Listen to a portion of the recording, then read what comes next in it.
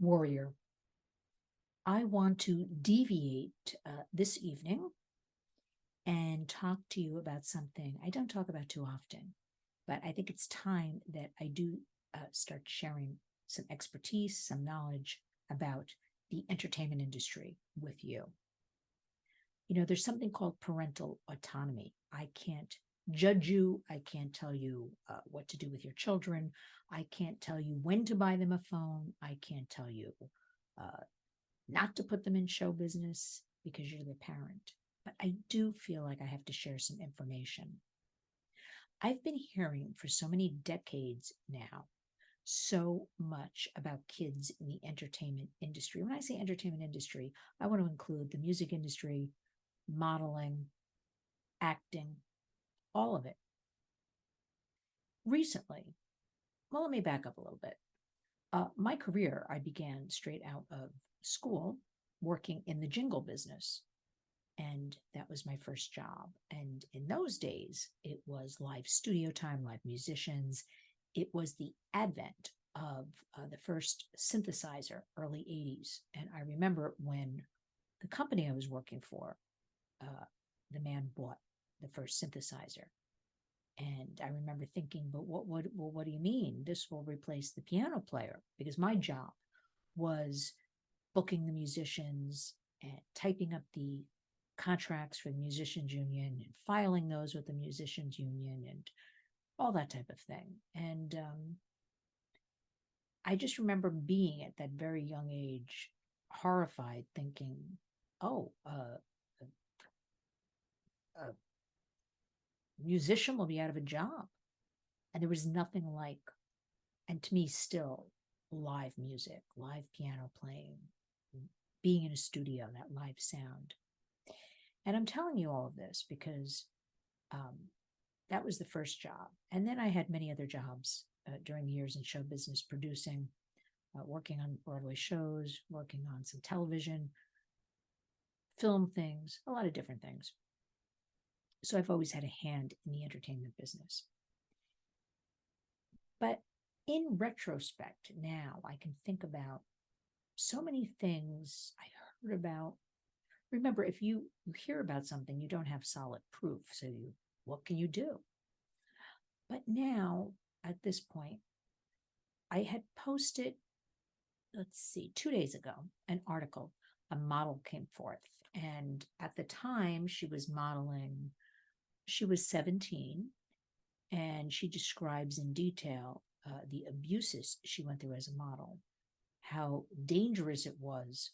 They would take her to these locations. And those were the days when she's a little bit older now, they would really go on these location shoots. If you remember, ladies out there, men maybe too, Vogue magazine, they would go to these glamorous locations and be on the side of a cliff or in the middle of the ocean, and she was in very dangerous situations, barely dressed one time, she describes, and they kept, saying she was in some flimsy little dress, you have to pose like that.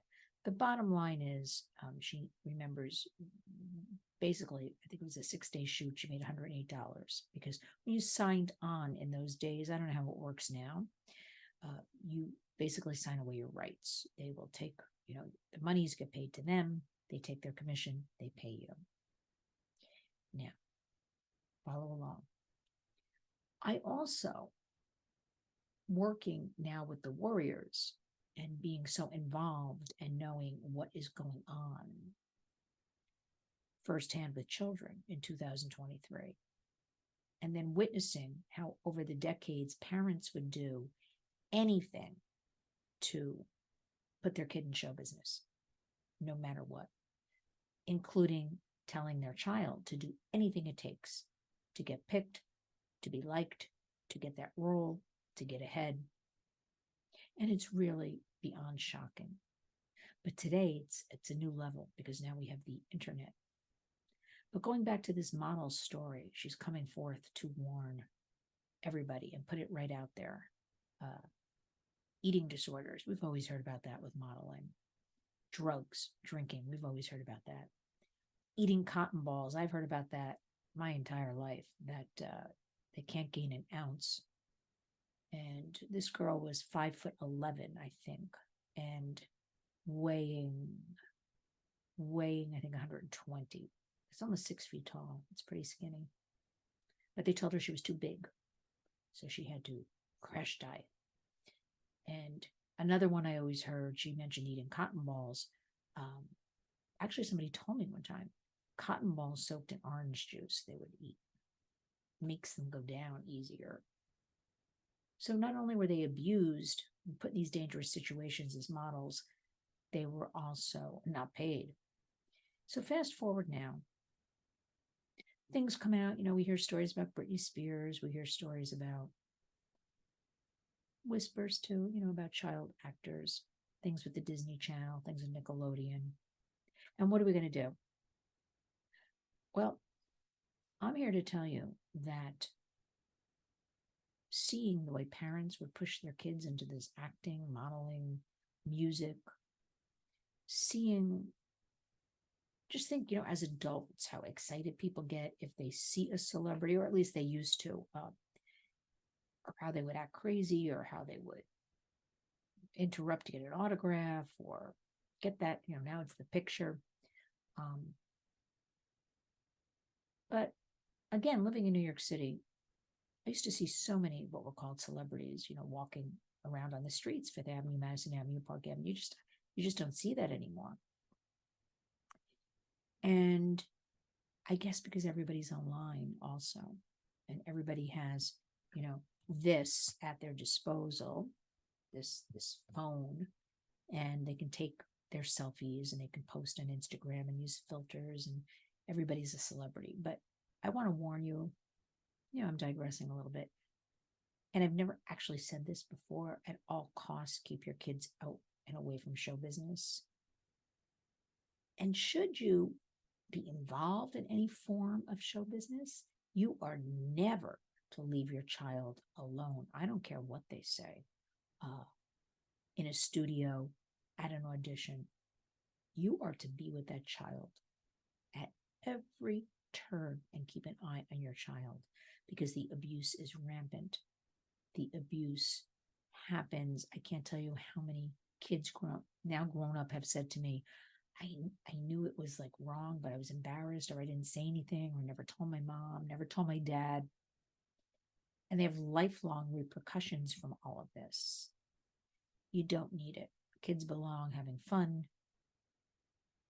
in the appropriate school or homeschooled these days, learning things other than being online. Keep them away from that horror with an H we call Hollywood for shorthand, which, is criminal, because you might have a child that loves music and loves theater. And what do? Well, you get involved in your town community theater, but you have to be there. You have to keep an eye. I only worked with one person, when I think about this, that kept an eye on their child, and I don't mind sharing their name. I worked with Abigail Breslin. You may remember her from the movie Little Miss Sunshine. And Abigail was in the 50th anniversary production on Broadway of The Miracle Worker. And her mom was with her every single day, and in that dressing room and side of the stage, never out of her sight.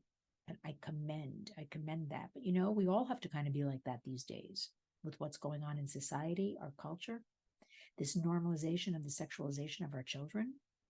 And they've got this open door to the world with the internet. We've got to be those warriors. I was talking to my good friend Manila Chan on air yesterday, and she's a reporter, tiger mom types. She's got a young son now. And we all have to be that way now. And so not only is it protect that child, one, keep them away from show business at all costs. I highly recommend it. Music's a wonderful tool to use at home, to listen to write, to create, to play an instrument. We do have studies that show children who are involved in the arts, specifically music, also do much better in other areas, math and reasoning and analysis. And but we all have to be now like Abigail Breslin's mom.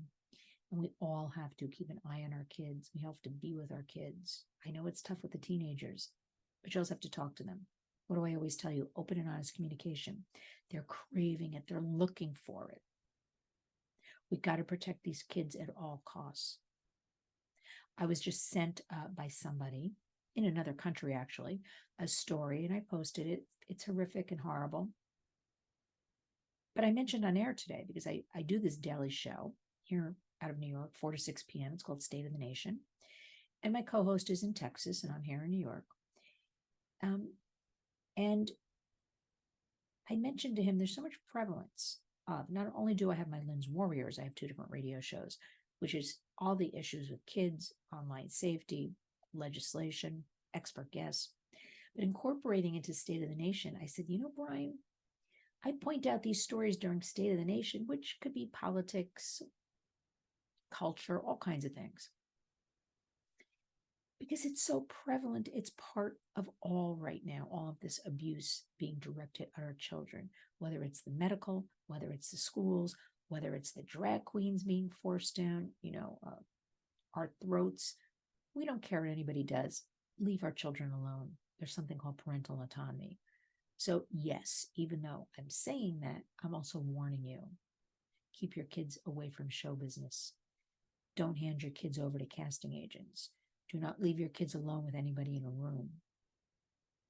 Be there, be present, listen, talk to the kids, talk to the teens, because at the rate this is going and AI is at the doorstep, it's here. I don't know what it could really be 5 years from now. I can't imagine. And I want to get back to that story. So it was sent to me from somebody from another country, and it a couple of days ago in Boston, where the police ended up at this housing project where they found several children, ages 5 to 10, where they described several drag queens and a dead person in the apartment, and that's all the article said. Drugs, sex toys, yeah, the article said that. And little kids. I can't imagine. But I always ask the same question, warriors. Where do these kids come from? Right? When I hear about the abuse of a newborn baby, I know that's hard to even think about. I'm always like, where did that baby come from? So as I brought up to Brian today on State of the Nation, this is all around us, surrounding us. We've got to be warriors. We've got to step up. Remember, we the people, we the parents, we the caregivers, we the grandparents. These are our precious children. We are to protect them at all costs. And as overwhelming as all of this is,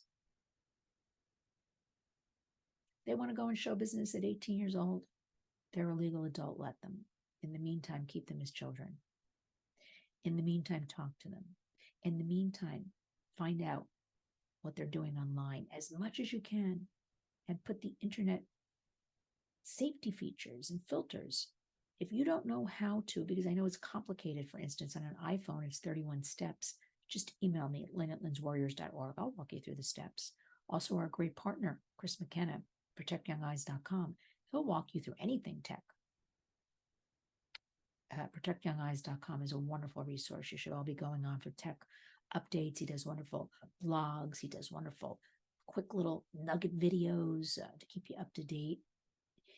And I've been traveling a bit, so I haven't done a video all week, but I'm back. I'm in full swing now.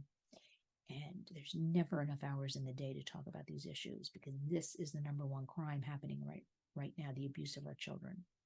So don't let your child or grandchild be anywhere near all of this.